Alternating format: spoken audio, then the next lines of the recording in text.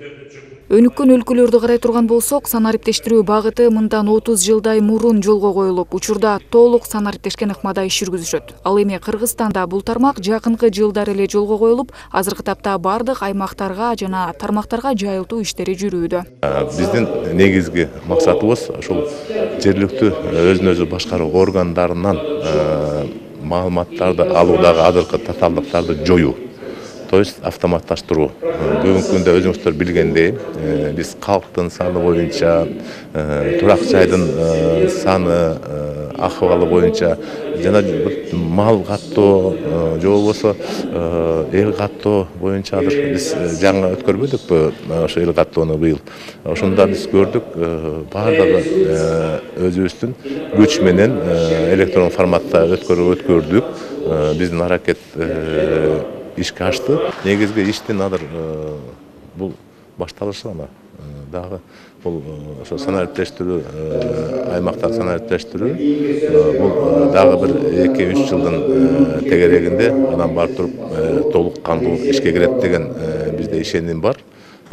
Катышуучулар калкты санариптештирүү багытындагы кыйынчылыктарга токтолушту. Ошондой эле санарип аймак тутумунун жаңы функциялары жөнүндө түшүндүрүү иштери жүргүзүлдү. Чүй областы болса негизде санарип аймак, инфодокс, жанагындай сет программа менен ар дайым иштейбиз. Анча-мынча көйгөйлүү маселелер бар эле, ошону кадыр айтып кеттик.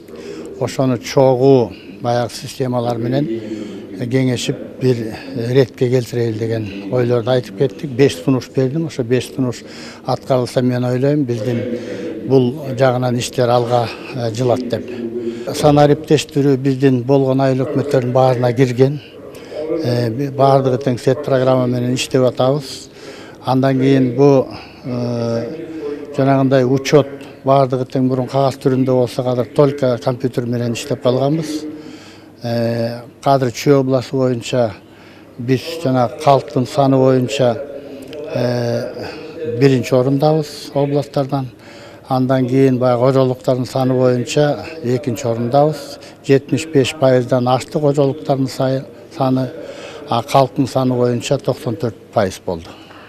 Үстүбүздөгү жылы өткөн эл каттоо өнөктүгүндө санариптешкен ыкмада иштөө ыңгайлуу да, жеңил да болгону иш-чарада белгиленди. Демек, тийиштүү тармактарды санариптештирүүнү ыкчамдатуу учур талабы. Бул программа абдан жакшы экен. Жакшы нерсеси деген адамдардын кагаз чогултуусун азайтат экен. Бул базада бардык нерселер камтылган. Адамдын паспортунун канча мүлкү бар экенин, канча мал жандыгы бар экенин, канча жер үлүшү бар экенин, бардык нерсесин баары доступный. Буран айыл өкмөтү боюнча кожолуктуку 110% аткарылды. Ал эми калкты каттоо жагы 75%тен ашык болду. Ошондой эле санарип аймак тутумунун алкагында ийгилик жарата алгандарга мамлекеттик кызмат жана жергиликтүү өз алдынча башкаруу иштери боюнча мамлекеттик агенттик тарабынан сыйлыктар тапшырылды. Белгилей кетсек, окуу семинары 15 октябрга чейин созулуп, республиканын бардык аймактарынан жооптуу катчылар окутулат. Нурайым Бейшеналиева, Назайым Тилебалдиева, Асылбек Курманалиев, СТВ.